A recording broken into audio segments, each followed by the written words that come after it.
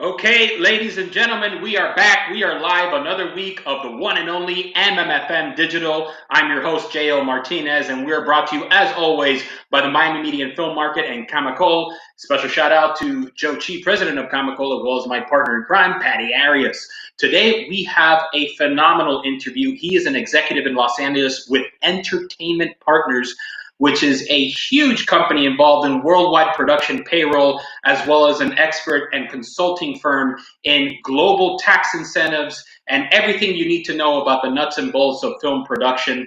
And we have our good friend Joe Chianesi joining us today. He is one of the brightest minds in Los Angeles when it comes to all the important information every producer needs to know when going into production. Lots going on in the production world. The studios finally came to an agreement with the unions and how to move forward safely in this COVID era. We'll hope that it works out, and things are seeming to move forward and evolving and moving towards where we want to be as an industry. And speaking of some of my favorite industry peoples, I have to give a shout out to my good friend Susan Gallagher. We had her on a couple weeks ago. She sent me this awesome autograph poster. She plays Homeless Lynn in the hit series Cobra Kai. Started as a YouTube series and now is the top show on Netflix. She's awesome. So I want to really get into this conversation with Joe, but as always, I know you guys sometimes ask me for a little bit of karaoke. I usually do Spanish language, but I think in an homage to the 80s Karate Kid and Cobra Kai, I may do something a little wacky, and this is in honor of Eddie Murphy's win recently at the Emmys. I'm going to do his hit 80s song, Party All the Time. I think that's an appropriate song for our good friend Joe. He's an awesome dude, and I can't wait to jump into this conversation after I do this. I hope that I hit the right notes. It's a very difficult song. We're just going to try a few bars, and then we'll bring our good friend Joe on. Here we go.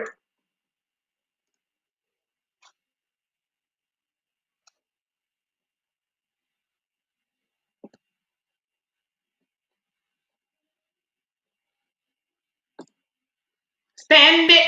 Why you wanna hurt me? After all the things I've done for you, I buy you champagne and roses and diamonds on your finger. It's on your finger. Still you hang out all night. What am I to do? My girl wants to party all the time, party all the time, party all the time. My girl wants to party all the time, party all the time. All right. That is way too much of that. Here's our good friend Joe Chianesi. How are you, Joe? I'm well. I'm well. I'm not going to be able to top that, but I'm well. Yeah, I would hope not. That was pretty terrible. But No, didn't say that. Didn't say. Just don't expect that from me. That would be terrible. yes, absolutely. Yeah, well, I think that it requires a couple of adult beverages at a bar at some point. But Hopefully someday soon. Again. yes, yeah. Hopefully we can get back to the good old days. But right now we're here, and obviously we're dealing with this new normal. And first, I just want to thank you so much for coming on the show today and talking a little bit about your background and your role with Entertainment Partners. No, my pleasure. My pleasure. Awesome. So before we get into your current position, we want to obviously, MMFM chats are always a journey. So we always like to take a little bit of a step back, maybe back to the 80s, and talk a little bit about a young Joe. Where are you from originally? I'm originally from the Bronx, New York, but I grew up in Connecticut. So it all started back in the Bronx. So Me you, and Penny Marshall and Gary Marshall and Carl Reiner wow. Yeah, no, it's and J always, Lo right? that's J Lo's, right. yeah. Jenny from the block, she's from up there. So I'm Joey from the Bronx. There you go. And you're Joey from the Bronx. I love it. On the Six, I think that was her album, right? I think so. I think so. So in terms of obviously you have an interesting career now, but at what point did you kind of start to first get that little inkling, that little passion that the entertainment industry was going to be in your future? Did you get that right away, or was that something that came later on? Well, it kind of happened, not intentionally, but I guess maybe out of luck. But I started my career with a degree in accounting and went to work for Paramount, but in the tax department. So I started working doing property tax returns and sales tax returns and getting little snippets of other elements of the company. And I remember, I think his name was Gene Myers saying, you're really good at what you do. I have to tell you, I don't think you're going to learn everything you need to learn here. You might want to go into public accounting. Hmm. So I applied at the public accounting firms, both Price Waterhouse, it's now Price Waterhouse Coopers, and Ernst and Winnie, which is now Ernst and Young.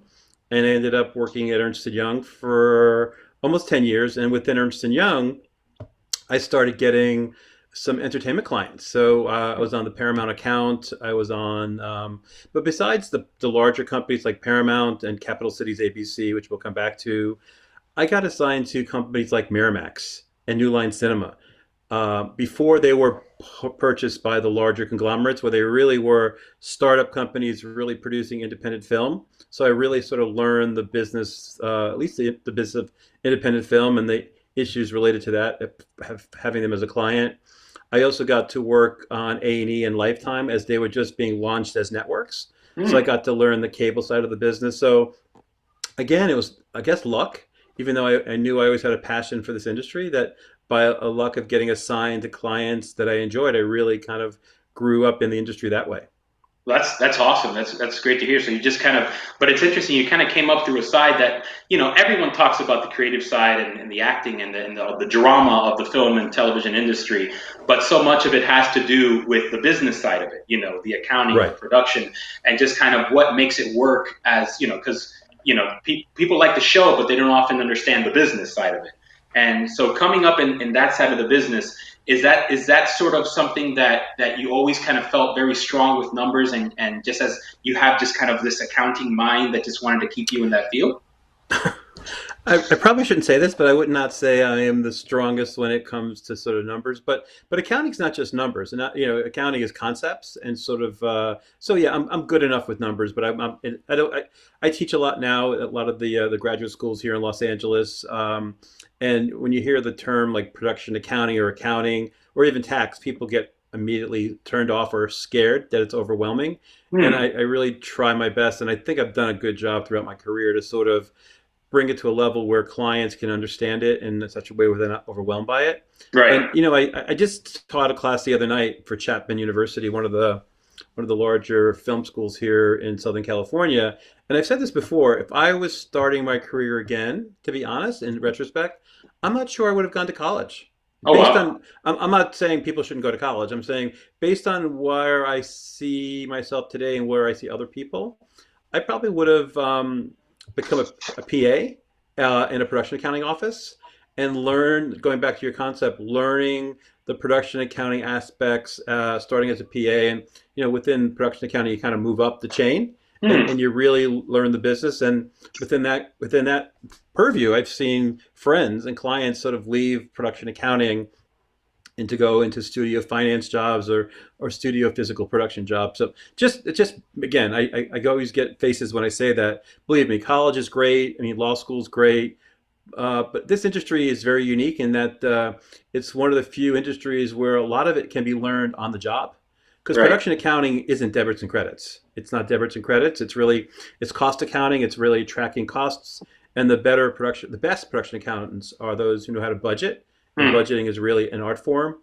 And one of the things I want to highlight, and apologies if it sounds like a commercial, but one of the No. things my company has introduced in the last year is EP Institute, where within I hope I've got the terminology right, but within that group, we're offering production accounting courses to actually help people transition either from different careers into production accounting or accountants who are already accountants to learn the nuances how to become a production accountant. Oh And wow. so we have production accounting 101 and now we've introduced production accounting 201. So and that's just a little glimpse of the different classes that we're offering. And Hmm. again, apologies if it's a commercial, but if you go to ep.com and you Right. go into the training section, all the different courses that we offer are there, including moving magic budgeting training, and other things. So we really have, especially during the pandemic, a lot of those Hmm. courses were being offered for free Oh to wow. folks.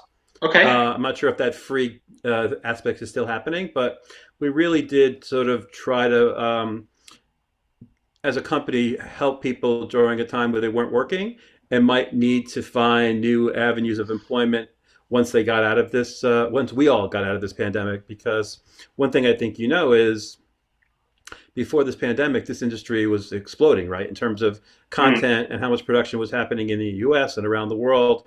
And there really was, and probably will still be, a shortage of production accountants. So, for those who are listening, there is surely a huge and lucrative opportunity to think about a career in production accounting. Well, that's fascinating to hear because again, like you mentioned, now with the shutdown, a lot of I guess a lot of jobs in production in the entertainment industry and even just across the board, across multiple sectors, have been downsized, unfortunately. But it's great to hear that there is still a part of the business in Hollywood that if you want to get your foot in the door, if you go the production accounting route, there's still tremendous opportunity. Tremendous. And even during the pandemic, again, going back to my comment about knowing budgeting, there were a lot of accountants that were busy throughout the pandemic because they were doing budgets.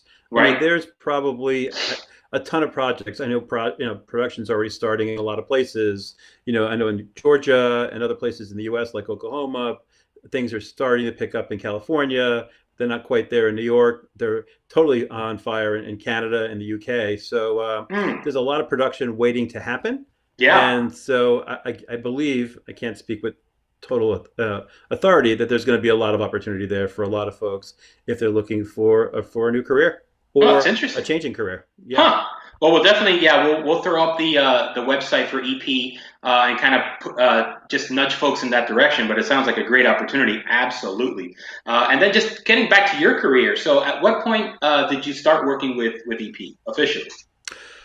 It's funny you say that. So I've just had my 14-year anniversary on September 18th. I had gone from, just to give you a quick summary, I had gone from Paramount to Ernst and Young, which became Ernst and Winnie. Um, sorry, Ernst and Winnie became Ernst and Young. Sorry, got that backwards. Left Ernst and Young, went to one of my clients, which was Capital Cities ABC, which became the ABC network. Was there for a couple of years. They got acquired by Disney. So then I became part of the Disney family, and I really sort of learned a ton. I was with Disney a little over 5 years. I left Disney and went over to Sony Pictures, and I ran the Sony tax department for close to 7 or 8 years. I can't remember. Okay. And there's a point in my life where I was ready for a transition. So an opportunity came up at Entertainment Partners just as incentives were coming a bigger deal in the Mm, U.S. It was about 2005, 2006. And you've heard me say this on some of my presentations. In the U.S., incentives started really taking off in 2001, 2002, but by 2005, 2006, it really was sort of like the peak. right. Although I'd say 2008 was probably the peak when we Mm, had about 46 states right. with incentives. Right. So anyway, so yeah, so I just sort of I just jumped to where I thought the jobs would be most interesting. It really was never about the title. It was really about what I was going to be able to do and what I was going to be able to learn. Mm, And my journey at Entertainment Partners has been phenomenal. right. Although I'm known as sort of being the incentives person, being at Entertainment Partners, I got to wear many different hats. Dealing with incentives allowed me to work with different state and country governments. So there's a government affairs aspect, a labor relations aspect. It's been an exciting ride, and I'm excited to see where it continues to take me. Yeah, absolutely. Yeah. Joe, can I get you to scoot over just a little bit more to Oh, your? Yeah, that's perfect. Okay. there you go. And so yeah, I really want to just kind of focus in on now the work of what EP does because a lot of folks that are in the industry have used it traditionally for payroll. But can you talk a little bit about the traditional work of EP and now how you've kind of expanded into this world of consulting on tax incentives and kind of breaking that down for your clients? Well, yeah. So everybody knows Entertainment Partners as the payroll company. 40 plus years in the business, in addition to payroll. And I'll leave incentives for last because that's probably the one I'll talk the most about. But so, in addition to payroll, we offer residual services as well. Entertainment Partners owns Central Casting, which I'm not sure a lot of people own. So we are Oh, the leader in extras casting. We also own and continue to upgrade industry standard software like Movie Magic Budgeting. In fact, for the first time since it was introduced, we've actually totally upgraded the entire Movie Magic budgeting process. and it's I don't know if it's still in the middle of a soft rollout, but it's getting rave reviews. So there's Mm. Movie Magic budgeting, Movie Magic scheduling, Synchronize. I will tell you one of the big pushes that we've had over the last couple of years, and it's becoming so relevant in this pandemic, is going paperless. We're Mm. really trying to really create a paperless production office, and through that we've got our Synchronize. There's just almost too many different types of offerings, both services as well as software that we offer that sort of really capture that sort of paperless way of going, including paperless time cards and so forth. So Right. you got the payroll, you got residuals, you got extras casting, you've got the industry standard software. And then the incentives work, again, is a group that I started when I joined the company, which started purely as a sort of a value added advisory service to payroll clients, but Mm. it really exploded from that. It really became something where we just weren't advising clients, we were advising non-clients, which wasn't always a happy thing for us, but we were happy to do it at the end of the day. Right. Advising the industry, advising states, advising countries, Hmm. and that grew into services that we charge for. So we actually do financing. We finance tax credits as well as residuals. We actually are a tax credit agent. You know, some of the states offer transferable tax credits, so we act as an agent and help all of our clients sell those credits. We offer tax credit administration, so you can hire us to come in and take someone's budget, where we can actually estimate what that incentive would be in one or multiple jurisdictions.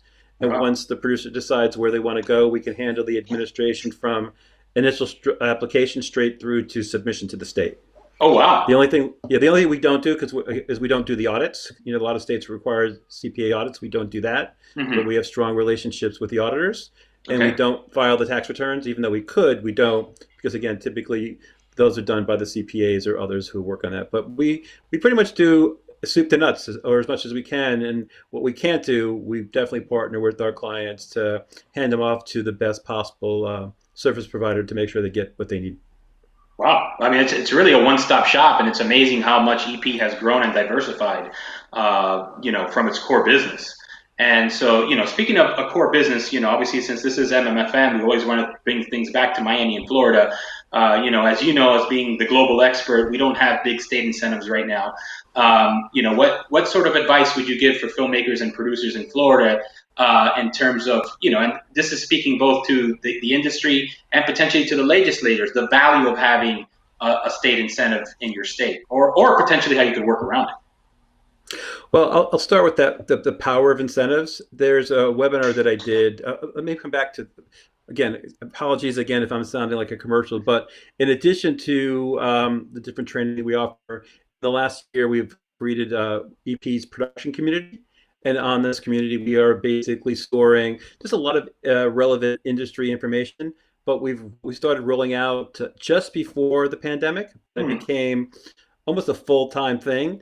We have produced probably 63 webinars Wow. covering the federal relief that was provided because of COVID, technical webinars, software webinars talking about our different products.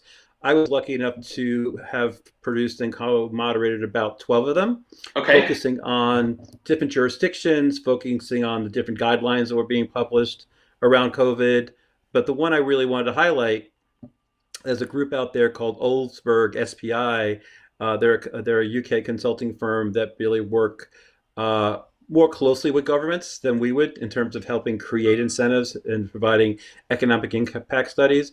They did a global economic impact study that talks about the power of the film and television industry in Hmm. economic recovery due to COVID-19. Right. It's one. I mean, it's a long report, so I recommend people to go to the webinar and look at it.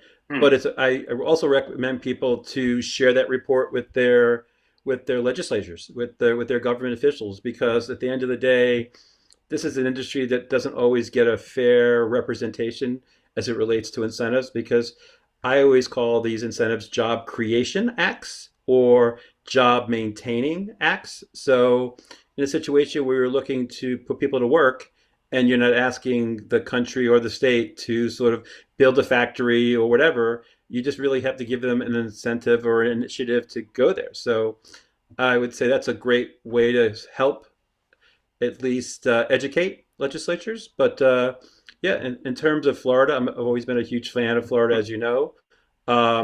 It's hard to replicate what Florida has to offer all over the state. And I would say the most positive thing is that even though right now there isn't a state incentive, I know that there are a multitude of local incentives that are being offered. So I could rattle them off, but I know that Miami-Dade County and is it St. Petersburg? I think Right. Tampa Sarasota. St. There's a Pete, bunch. right? Hmm. Tampa, thank you. Yeah. Yeah. So there's a lot of them. So I think that the other thing when you think about producing, you shouldn't always chase incentives as well. Just because you think, oh my God, so and so is offering 30%. Remember, to get that incentive and move a production, there's a cost element to that, and that's where budgeting comes into play. You want to make sure that you're not spending more money to earn a dollar than, you know what I mean? You don't want to spend more than a dollar to earn a dollar. And that's where budgeting can help you analyze that. And what I mean by that is Florida has great crew, great infrastructure. And so a lot of times, why leave to chase, a 20% incentive? And I'm not saying this because Florida doesn't need an incentive. I think they do, because producers have been educated now for over 2 decades to look for incentives as a way to subsidize their budgets, because film and TV production is expensive, and there's also a perception out there that the big studios can afford to make these movies, and the reality is they're making more projects. If nothing else, they're making more because of this being subsidized by incentives, and Yeah. more projects means more jobs and more spend locally, which has that overall economic impact throughout the state. Absolutely. That was very well said. And like you said, there are a multitude of local, county, and even city incentives in Florida. When going back to that question about workarounds and how you can continue to, produce quality content here in Florida. By the way, our good friend Sandy Leiterman is watching, and she gives you a shout out for I was Miami-Dade. so, I was talking directly to Sandy. I'm sure she heard. I'm sure she felt that. So I mean, Absolutely. again, I'm not a lobbyist. I can only tell you that if you look at all the different states and the different countries that are offering incentives, there has to be an economic reason for doing so. There was always been this thought that incentives, at least in the U.S., were just going to go away. They haven't. They Hmm. continue to change, and they have to change. Right. It has to make economic sense to the state. So Right. they need to tweak them every now and then so they can sustain programs, but they also have to be economically attractive to the producer as well. So there's that fine line. Absolutely, yeah, no, and that's exactly right, and that's exactly sort of what we're going through right here. But yeah, again, with COVID and how everyone's kind of thinking now about economic recovery, this could be an industry, going back to that Alsberg report, which I did read, as a very powerful tool to pump money into a local economy very quickly. Right. And again, it's really an impressive report because people always think, well, it's all these sort of direct correlations. But what that report does, it talks about the indirect but significant correlation as it relates to travel and tourism and all these other aspects. I mean, going back to your first question, even though I'm not somebody who totally loves math, Right. but another thought. I mean, I always wondered if it would be great to be an economist, to be able to really Mm, do a true economic impact study, to really show, how much an incentive really, how much value an incentive really brings to a jurisdiction, because everyone tries to connect apples to apples. So if I'm giving out a 20% tax credit, how much am I collecting in taxes related to that production? And it's not that. It's basically, you're paying people per diem. They're spending that per diem at hotels and at restaurants, and there's a trickle down effect. And absolutely. again, there's a concept within economics where a dollar gets spent multiple times in a jurisdiction, and I've seen some studies where it's as little as 4 times, and Right. sometimes as much as 15 times that same dollar gets respent, and then impacts is housing and other things. Yeah, no, absolutely. That's totally right. It goes back, just the definition of currency is kind of like the current. It has to flow, in order for it to really generate, impact locally. And so there's a lot to be said for, not only the direct impact, but what we call, I guess, the collateral indirect spends, like you said, that benefit all the local businesses surrounding the industry. as And well. I just want to throw out one example and a shout out to, although there are multiple examples in the U.S. of successful programs, I do shout out a lot for Georgia, because Georgia, under the previous governor, not that the governor isn't doing a great job, really stood behind the program and Hmm. created in-state educational programs that trained in Georgia residents so they could support that industry. So they really made an investment not just in the credit, but they made an investment in training their citizens to support the industry, and because that's really what it's about. I mean, Right. states and countries aren't doing incentives so they can say get a screen credit. It's not for getting a screen credit. It's ultimately for the economic benefit that the incentive brings to the state or country. Yeah, absolutely. Always a shout out to our neighbors to the north. They're doing a great job up Right. there. But Yep. but yeah, there's before because we've this time has flown. I wish we had longer time. There's a couple of questions actually in the comments. I'm wondering if you'd just be kind enough to answer a couple of them before we sign off. Sure. One is from Pablo Lopez. Is there anything to take note of when comparing how to do this work when the production is a small independent film as opposed to a studio or larger independent production? I mean, the amount of work that goes into, if you're talking specifically about incentives, the amount of work is the same. Hmm. I think that the trick is to make sure you understand the program you're looking at, make sure you know what qualifies, flag those costs as part of your budget, and just do a really good job in tracking those costs and keeping those receipts. And using anything paperless will definitely help the process. Because it's not as complicated as people think it. I would say, the comment, garbage in, garbage out. So if you Hmm. don't really take care going in and really manage it correctly, it's going to be messy at the end. But if you go in knowing the rules, knowing what qualifies, flagging those costs, tracking those receipts, it should be fine at the end. And that's why a lot of people come to us, because again, we know the programs and we have the tools and the personnel that can do all that work. But for smaller productions, it might not be the economic choice. So again, just make sure you understand the rules. Right. And also go to your film commissioners. They really are your partners, and they'll Hmm. help you. If you have any questions, don't wait to the end, because you don't want to be surprised, right? Right. Good friend of mine, Marianne Hughes at Disney, said something years ago that I continue to repeat. But anytime you're dealing with an incentive anywhere in the world, you want certainty in the law.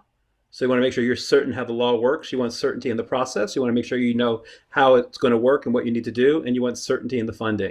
You Right. want to make sure that the money is going to be there. You don't want to go to some place, spend all the money, not having done your due diligence up front, and find out that either they're out of money or you might not get the money until next year.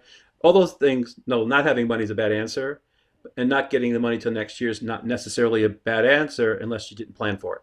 Right. No, absolutely. That's a great point. And so the last question before we let go, this has more to do with our current environment regarding COVID. This is from Earl Perk. In the current environment, are you finding more production staying put in their home base instead of traveling to, as you said before, chase incentives? So is COVID having a role in having crews and cast wanting to stay more local as opposed to going out to other areas? I think it's still evolving. I think that some producers are staying put. I also think producers are looking to go to jurisdictions where the virus wasn't bad or where it's more under control. Uh, Okay. and so again, I think the answer just really is because again, California isn't rural. I mean, we have a lot of people who live in California, Hmm. who a lot of crew, but we're not quite ready yet. You mentioned at the start of the Right. program, we now have the new official guidelines from the AMPTP. Hopefully, that Hmm. will make a big difference. And things are picking up, but it's not like we've picked up as quickly as a lot of people would have liked. So it's not a choice of because you're home, I'll just do it here. Right. It all really is dependent on is California, from a state perspective, ready to let larger groups get back to work, and that's really the Ah. factor. Right. The state or the country's ability to allow certain size of productions to get back to work. There you go. Yeah, hopefully we can all get back to work soon. And speaking of getting back to work, I know you're a busy man, with all the different businesses you're involved in. So we don't want to take up any more of your time, Joe, but this has been an amazing half hour. And I just want to thank you again for taking the time to speak to our group. My pleasure. Thanks, everybody. Bye. Awesome. All right. Thank you, Joe. Bye. All right, that was the one and only Joe Chianesi from Entertainment Partners. He is a great friend of the Miami Media and Film Market who has spoken at our conference. before, and it's just a wealth of knowledge. So if you have any needs in terms of anything we've been discussing this half hour, please feel free to reach out to Entertainment Partners or DM me directly, and we'll help you get in touch with the right folks, get you the right info so you can do the right work at the right place in the right place. I think I said that right. Hopefully here in Miami, sunny Miami, Florida. Until next time, I'm your host, JL Martinez for MMFM Digital, and as I always say, happy streaming.